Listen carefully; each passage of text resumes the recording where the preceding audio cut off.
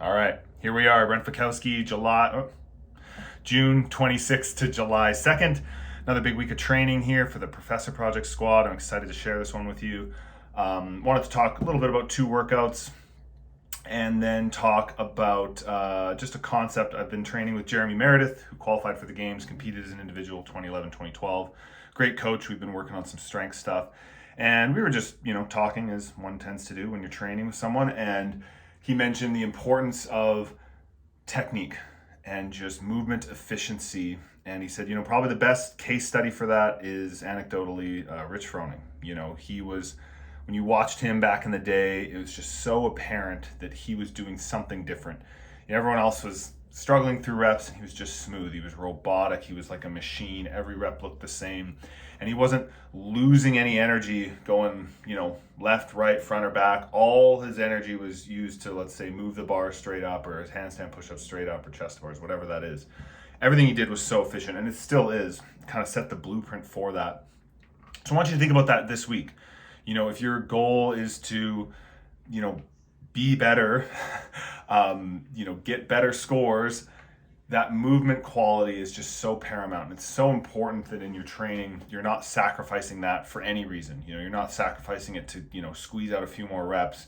You're not sacrificing it to add a few more pounds. Oh, I got to race this workout or something, get a little bit of a faster time. And then in doing so, you're moving at a lower quality. And long-term and short-term, that's not going to work. It's not going to help.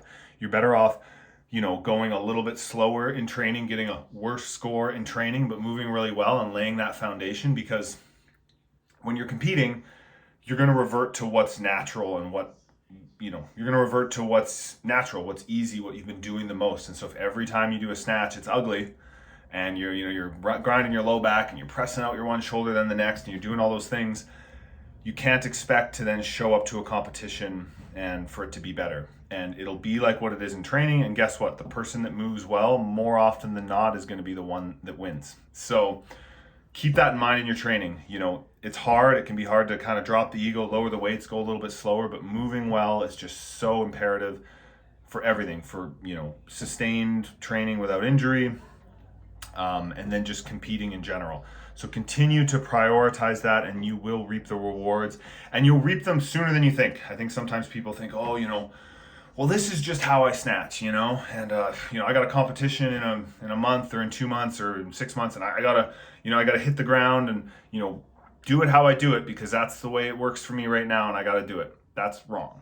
I'm working on my technique up until the day before the CrossFit Games. And when I'm warming up before a workout, my coach and I were still filming and we're, let's say it's, chest to bars or ring muscle ups or something, warming up in the warm up area and, do a few film, really make sure, no, you're reverting to this old bad habit, Brent, really try to focus on this, so I'm doing that up until the moment I take the floor. I'm thinking about technical cues.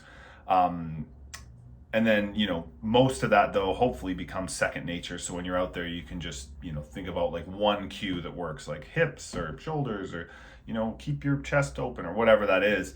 Like when I'm snatching, I'm not really thinking about anything. I might have like one cue in my head.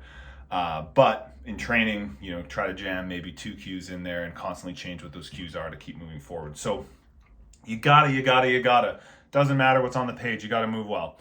An opportunity to do that, segue, are these 12-minute AMRAPs. You got the 12-minute AMRAP at a sustained effort, running, overhead squats, burpees, and then a rest, and then again, echo bike, hang power clean, and some shoulder overhead. Great opportunity to move the barbell well, right? Great opportunity to, to jog with good technique, to do your bar facing burpees, vary up the technique there, right? Do some step up, do some step down, some jump up, some jump down. Make sure you're obviously jumping over the bar. For the overhead squats, try to get in a nice shoulder position. Make sure you're hitting depth. Make sure you're locking out. Great opportunity to make sure your reps count. Good opportunity to film that from the side, watch it back and say, hey, am I hitting depth? Am I getting low enough? Maybe if you have a friend there, get them, hey, watch me in a few of these sets. Make sure I'm, going low enough. Overhead squats are often an area where people tend to not squat deep enough, even though they feel like they are. So make sure that you are. And then, on the echo bike, good posture, use your arms and your legs. Make sure you're taking really deep breaths repeatedly. You're not holding your breath. Really think about fully, it's a great machine to think about the breathing. great exercise, whether it's running, whatever. But I think the Assault Bike or the Echo Bike is probably the best place I find to really be able to focus on breathing. So as I'm biking, I'm taking as deep a breath as I can, totally filling up the lungs. And then when I exhale, I'm completely emptying my lungs every single time. How fast you choose to breathe is up to you. But think about that. And then on the hang power cleans and the jerks, kind of like a DT with lightweight. Good opportunity to practice good technique, right? Use your legs on the jerks, maybe do a few push press, but really use the legs, really hit that lockout and then stand up. Don't do the old like locking out as you bend your knees. So that is what I wanted to touch on there. And then the other one, where is it? Here it is the inverted skill with the rope. So just skill work, right? So you've got your handstand walks, you've got your handstand push-ups, you've got your dumbbell hang clean and jerks, and you've got your crossover single unders. So usually whenever I've got anything now with jump rope, I mix it up. So I'll do some crossover double unders, I'll do some triple unders, I'll do some drag rope double unders, I'll do some normal rope double unders. So I'm rarely just doing, like for this one, for all 4 sets, I think I mixed up at least 1 round with some crossover doubles. I didn't do 40, I think I did 20.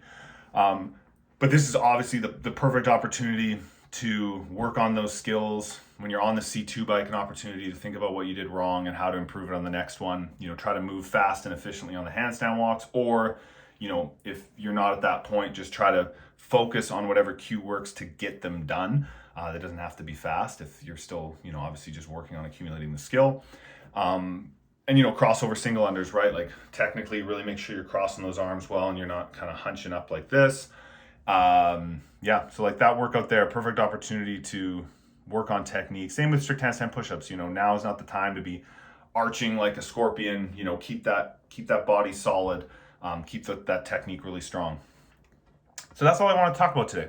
Technique. But obviously within this, we've got your strength, you've got your endurance, you've got everything else. But even during the endurance, even during the strength, if you're sitting on a rower for 20 minutes, make every rower pull count.